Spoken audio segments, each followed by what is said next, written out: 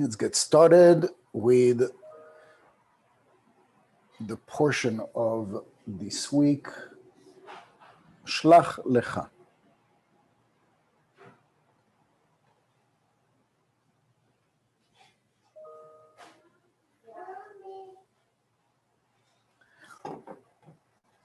So we're going to connect to verses starting on page 54, verse 83. ועתה יגדל נא כוח השם רבי אחא ורבי יוסי אמרי, הזכאי נון ישראל, מעמים, אקום דעלמא דקודשא בריחו יתראה בהו, ויתקנא בהו ויתפאר בהו. דהה עלמא לה יברא אלא בגין ההון דישראל דישתדלון באורייתא בגין דחד בחד יתקשרן. וישראל לטאטא בהי עלמא הינון קיומה דילה וקיומה דכל שאר המין. אמתי בזמן דעבדי רעותה דמה רעון. And now I pray you, let the power of Hashem be great.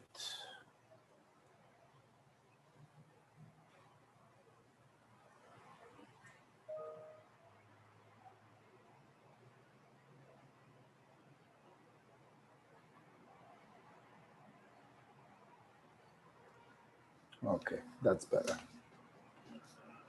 And now I pray you, let the power of Hashem be great. Rabbi Acha and Rabbi Yossi say, praise our Israel over all the nations in the world, that the Holy One, blessed be He, favored them, called them by His name, and was glorified in them. The world was only created for the sake of Israel, so they could study the Torah, since one is united with one, meaning Zir Anpin and Malchut. Israel below is the world. In this world are his existence, since through their good deeds they elevate my nukvin, the female waters, for their union. They maintain all the nations, meaning they exist due to Israel's sake. When is this? It is when they do their master's will. Come and see. When the Holy One, blessed be He, created man in the world, He prepared him in the likeness of the above. He gave him strength and power in the midst of his body, where the heart lies, which is the strength of the entire body. From there, the entire body is sustained, and the heart is attached and straightened in the high area above, which is the brain in the head that rests above, and one is connected to the other. In a similar pattern, the Holy One, blessed be He, has prepared the world and made it one body, and He assembled the body organs around the heart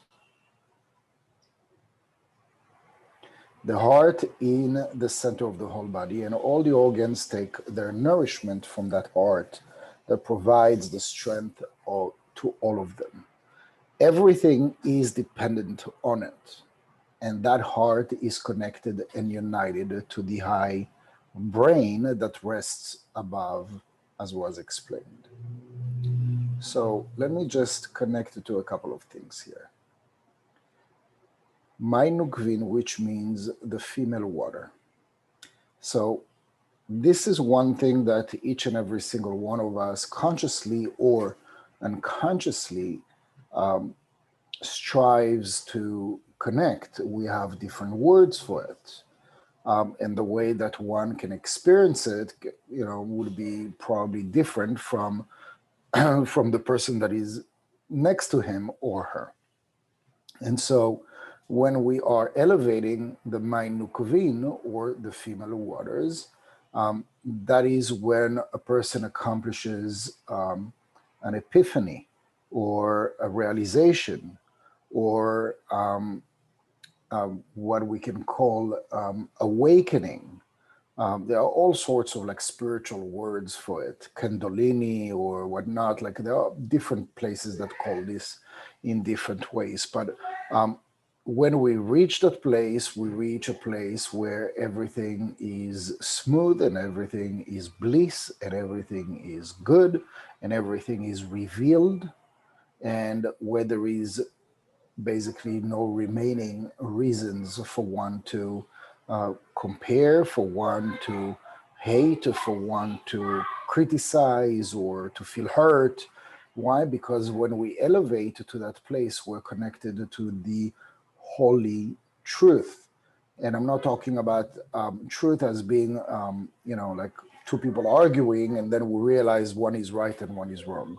When we're talking about a holy truth, there is no one right and one wrong. There is that bigger picture connection that we understand why things are happening and why did they come to be in the first place. And so I roll back to the first verse that we read, where it says, "The world was only created for the sake of Israel, so they could study the Torah."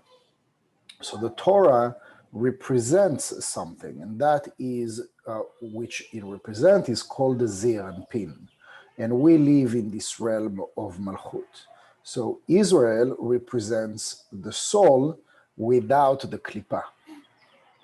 It represents all the godly features within us without all the desire to receive for the self alone. So if you will, once we're done with the human correction that we call karma or tikkun olam, then this is what we would accomplish. We would accomplish to become that Israel, that soul, that pure soul that isn't surrounded by all these layers of negativity, all these layers of desire to receive for the self alone, and where we have elevated this much to what we call the Mayin Nukvin. It is that revelation of the holy truth, of the bigger picture. And so everything around us in our current existence exists for the sake of revealing the Israel that is inside of us. So again, when the Zohar talks about Israel, there was no country called Israel. And so therefore, again, this is a reminder that we are talking about something that is different from the country or the nation as Israel as we know it today. And so the Holy One, blessed be He, or the forces that are in the upper world, let's call it this way, have created these layers of kingdoms that would ultimately allow our soul to purify itself and to go back to its initial state, which is without all the layers of negativity. Right now, you have that beautiful picture that is painted here where you have the body, and then what runs the show is the heart. The heart is what nurtures all the rest of the organs. And without the heart, without the center of this physical and spiritual body, the rest wouldn't be able to be sustained. And so when it says that Israel is compared to the heart of the body, and the rest of the nations are compared to the rest of the organs of the body, it is actually talking about certain people that incarnate and play the role of Israel. And that is not coming as a statue or let's say a spiritual level that is higher than others. Here we are mostly talking about, the idea of responsibility. So it's not because I'm born an Israelite that I am better than others. If I am born and I received that revelation that I am an Israelite, and then the only thing to take from that is that the same as the organs that are attached to the heart, and the heart is responsible of maintaining a perfect balance for the rest of the body, this is what kind of realization that mind, awakened mind of an Israelite would accomplish, that I have the responsibility over the perfect balance in the world.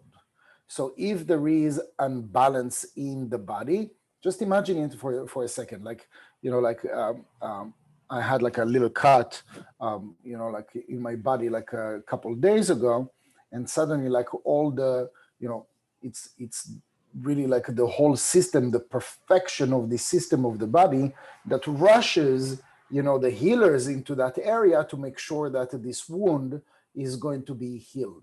So this is why when somebody gets cut or breaks a bone, like if you put a bone together, by magic, like 6 weeks later, a broken bone is put together back again as if it was never broken. It's incredible.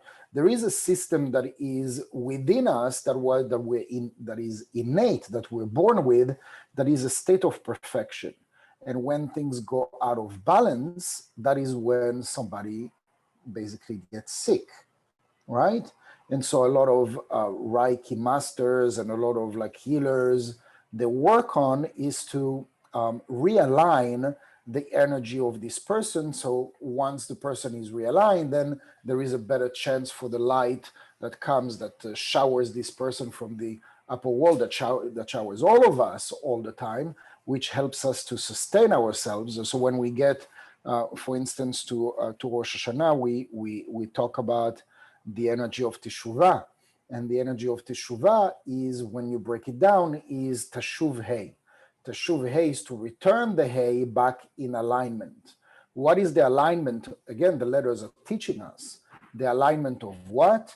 The alignment of the tetragrammaton that exists as a flow of life, as a flow of energy to come into the lifespan of an individual.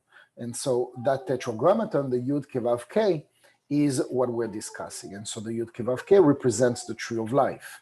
So the Yud represents Chokhmah, the first Hey represents Binah, the Vav represents Zir Anpin, and the second Hey represents Malchut.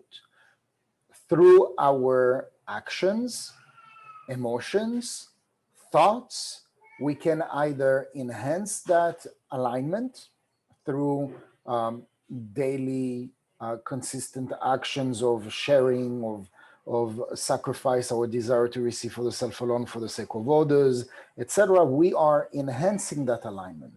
When we do acts of selfishness, that is when we take the second Hey out of alignment, and that's when we're starting to experience, feel confused, doubts, lack of excitement about something. We used to have it, but it's sort of like, like went away. We used to be in love. We used to be passionate. We used to be all sorts of things. And where did it go?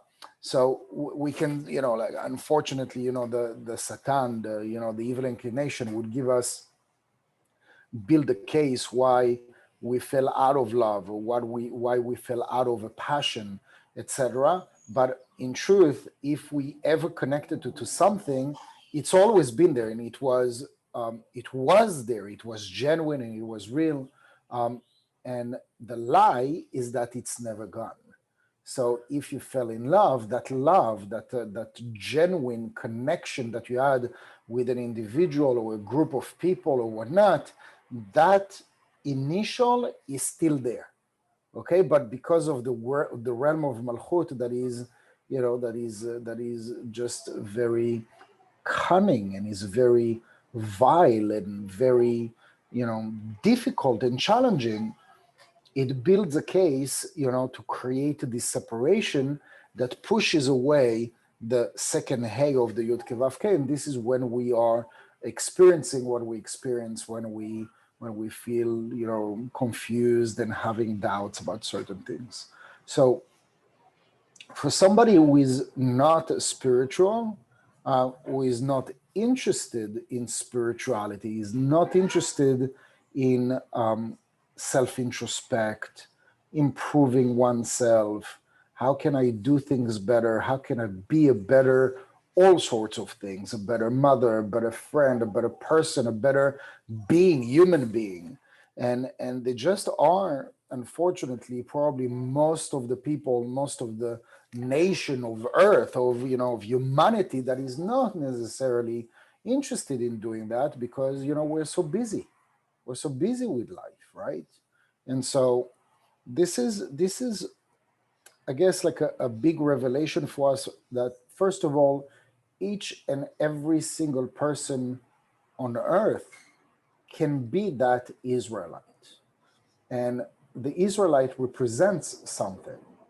It represents an idea. It represents as I said earlier, a responsibility.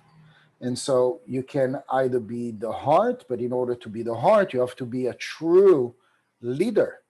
And a true leader is not one that is using his position with manipulation or with strength to get respect and recognition.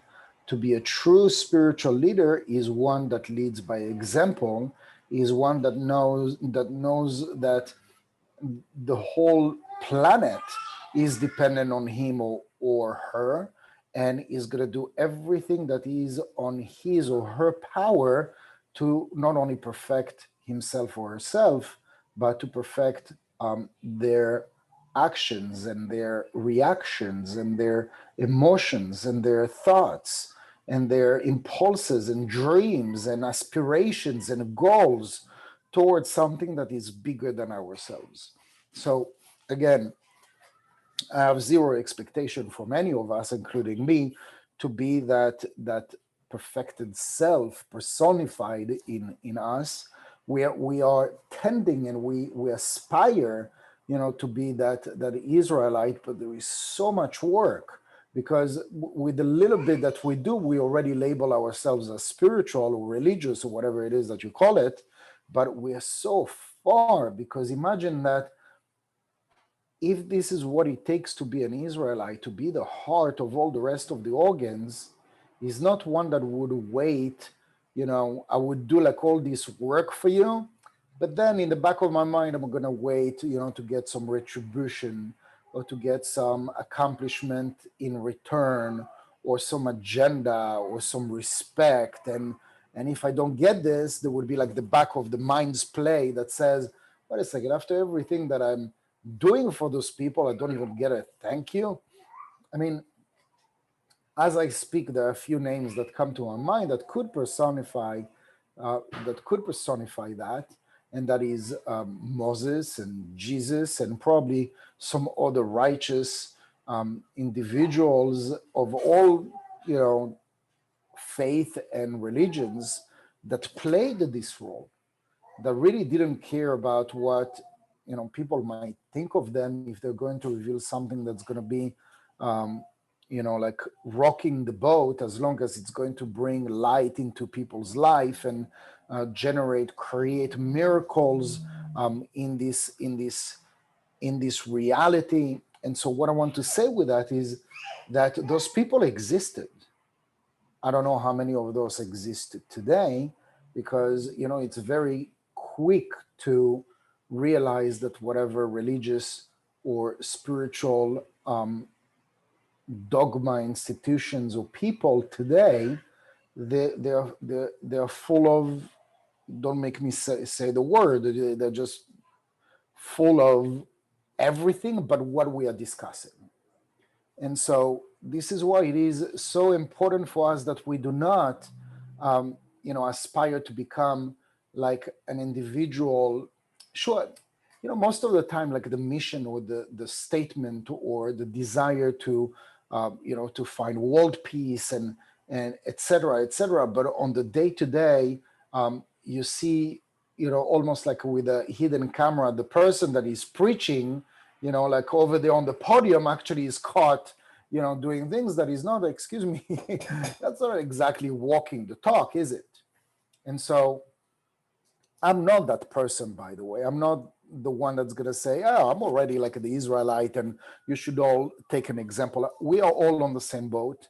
We are all wishing to become that pure, spiritual entity that exists within us. So that is basically the soul. And the soul is craving to be that leader, that leader to not just yourself, your family, your children. You want your family and your children and the close people that you care about to be safe and to be successful and to do the right thing and to make the right choices. And unfortunately, with the experience and the knowledge and the education that we have, we do the best that we can. And a lot of times, if it's not 97% of the time, it comes out wrong. It comes out as pushy, or it comes out as demanding, or communicating with expectations, etc., etc. But we have like the right intention. The right intention is that we want our loved ones to be happy, successful, and to experience inner peace, right? And so that is the desire of the soul. And so at the end of the day, it's like like somebody programmed like this life's existence. The initial intention is good, and we know that every single individual has good intentions about everything, but we also know what good intentions may lead to. So we obviously don't want to be led towards hell, which is what good intentions can lead us to, is just to be aware. It's to be aware that, am I doing things for the right reasons? Am I being a leader, an advisor, a teacher, a guide in that specific area or context with this person or with this group of people with the right mindset? And so if the ego is strong, the ego would, make us believe the lie that we are there in that place, that our heart is pure, and our heart is pure. But very often we are miscalculating how strong our ego is. And so we want to get to that place that we are aware, that our intention is good and pure, that we want to be the heart for the rest of the organs. But at the same time, we need to be in that place that we want to do as best as we can to elevate our consciousness with our actions, with our words, with our intentions, with our reactions, because that would determine if we inject poison in the bloodstream. Because you can have the purest and strongest heart, but there are all sorts of diseases that connect to blood and whatnot. Like, it doesn't take much. And so, like everybody, I think most of you know about Louise Hay. And God rest her soul, she had a great heart, great intention. She wrote great books that I refer to sometimes. And so when you read, the connection with issues with the liver, it has to do with anger, that we are holding on anger towards certain things, individual resentment or things like that. And then there is even like an affirmation that we can heal that. But the main point of that is that we are all born, unless there are some exceptions, hereditary issues or whatnot. But we are, for most part, we are born with a healthy body.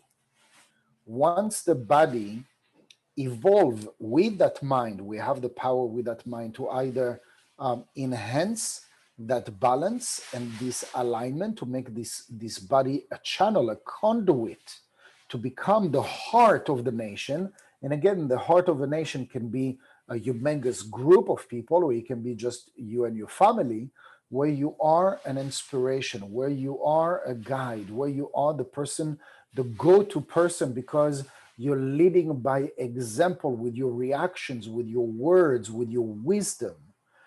We don't get this by swallowing a pill. This is something that is earned through hard work, through your sacrifices. All those times that you bit your tongue from reacting and telling this person what you thought, and instead you said, you know what, I'm going to let it go. Because there is a saying also, which is very wise, by the way: pick your fight. Pick your fight. Is it worth it?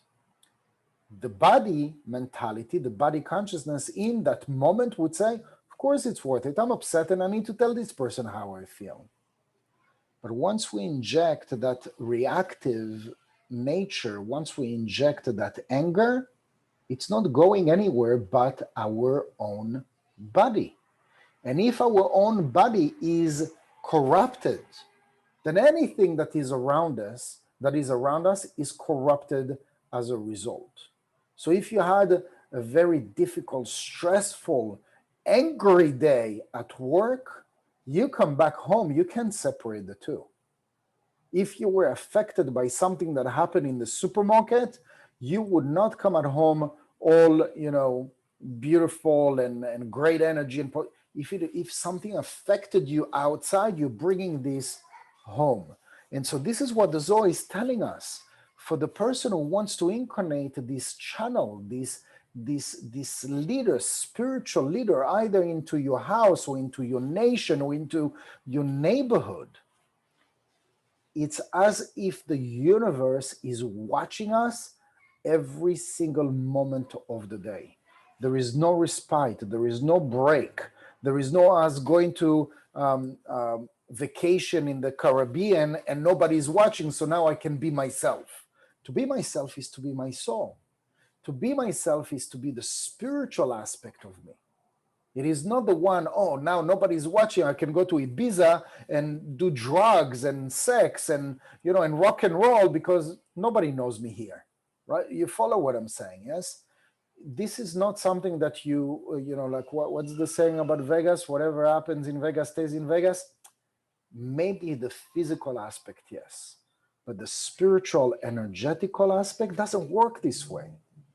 Whatever you choose to take dominance over your thoughts, over your reactions and your words, this is what you bring with you and probably forever. So we have opportunities to cleanse and we have opportunities to correct, to redeem, etc. All sorts of tools and exercises and meditations that you can do right and left. But I wish we had that technique that we could just do like this and it was gone. There was a study about a white polar bear. I think I mentioned this study like a long time ago, but I did mention it once. And so the scientific study is about trauma and how a polar bear is experiencing a trauma. And so they follow the polar bear by helicopter and, like they chase after him basically. And they get close enough after chasing after the polar bear and they shoot him with a sleep tranquilizer or whatever you call it. And so they land and they get close to the bear. It's safe to approach and you have like a group of people and you see like the bear is totally out. And so the scientist that is in charge is saying, don't worry, he's not hurt, he's just asleep, he's going to wake up like in about 45 minutes. And they're there to study the case, to study like the bear waking up. 45 minutes, 50 minutes later, sure enough, the bear wakes up slowly. And the way that he wakes up is that the body of the bear shakes like he has how do you call those people that have those spasm, like trembling, like almost like jumping and shaking. And so the people that were not aware, like the journalists or whatever, they were worried, they were concerned about the bear. And the interesting part is that the scientist in charge said it's totally part of the process.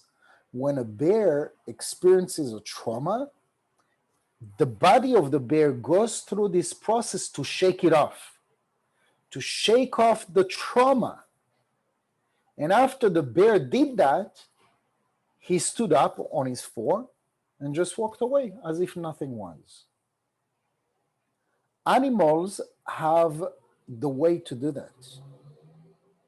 The animal instinct has the ability, the body has the ability to shake off trauma. Now, most of the traumas we're not even aware. Why? Because we absorb everything into our body. So you could have had like a negative interaction with your sister-in-law, with your neighbor, and they said something that you absorbed that wasn't nice, wasn't kind, and you just like shook it off with your mind, like, who cares about these all sorts of names? And you go home and you continue with your day doing all the things and you forget about the event. The body didn't forget. You are carrying this trauma and thousands of other traumas in belief systems, in trapped emotions that you don't even remember. Like if somebody would, try to recall that, like this person that you had like this interaction would recall that event and would even say, I'm sorry for what happened. Like 10 years later, you'd be like, what are you talking about? The body remembers. The body carries. The human body doesn't know how to instantly shake it off from its system. And so the same as it goes for things that are happening to us, they're also the things that we are initiating with our reaction, with our little snappy behavior, or with our manipulative guilt, or to turn somebody to do something that we want, but they don't necessarily want us to want to do it, but we, because we're the mother or the father or the brother or the husband or the wife, we can find it in so many instances that we are forcing people to do what we want, and they don't really want it, but because they love us, so they do it. That creates resentment. So you don't see it in the spot because you got what you wanted. But 10 years later, the person quits on you. And you're like, what just happened? Why are you going? Well, you don't realize what's going on? It's been 10 years. And I kept on trying to tell you and hint it to you, and you were just not listening. So in the moments when we're behaving in a certain way, we don't overanalyze what we say and what we do and how we react. That's just the way I am, right? The Scorpio would say, oh, what can I do? I'm just like intense and controlling. A Virgo would say, oh, I'm judgmental. It's not my fault. Taurus would say, I'm super lazy. I like my recliner. Talking about me, I'm Taurus rising. So, every single person would build around their limitations, would build excuses. We build excuses for not reaching that pure aspect of us that exists in us, to be let's call it the better version of us. Each one of us has a better version. Most of the time we don't tap into it because we're in a consistent reactive mode. And this is what this portion is reminding us. We are born to receive everything. We are born to receive all the blessings, all the miracles, but in order to tap into the existence, the reality that they're here for us, we have to match that frequency. If our frequency is most of the day reactive is a lower frequency. Proactive is a higher frequency. And that higher frequency of Maim Nukvin, this is where the realm of miracles, of everything falling into place, and everything that we say, like we have the intellectual part of it, everything happens for a reason, until things don't go my way. But when we reach that place where everything happens for a reason and we connect to that supreme, higher level truth, not only we think in this way, but we also feel this way. Right now, we only think this way. And this is why we're so detached from our own soul. And we want to bridge the two. And that takes work. And it's okay, I guess, because we're on this call. It is a work in progress for all of us.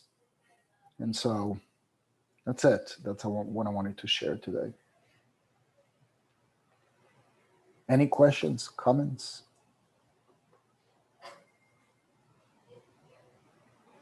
Hi, Yehuda. I got a question. Hey, how are you? Excellent. Well, not that excellent. Otherwise, I'm not going to be questioned. What we can do in order, since we don't have the shaking power of like to get rid of it, what we can do to ease that, to make it go faster. You know, it's a very good question. The first is to become more aware. And not to say, oh, no, like somebody is going to come, he's going to say, well, this person really shouted at you, okay? And you're like trying to brush it off with this. Oh, no, I'm fine. Don't worry about it. And it's to say, you know what? I'm not fine. I'm really hurt. I'm really hurt. And talking about it, talking it out is already one thing. Meditation, Arabecoa, Ho'oponopono, whatever it is that works for you, but don't brush it off. Don't brush it off like nothing happened. Something happened, and you need to deal with it. Okay, thanks. All right, guys, I gotta go, but it was awesome to be with all of you.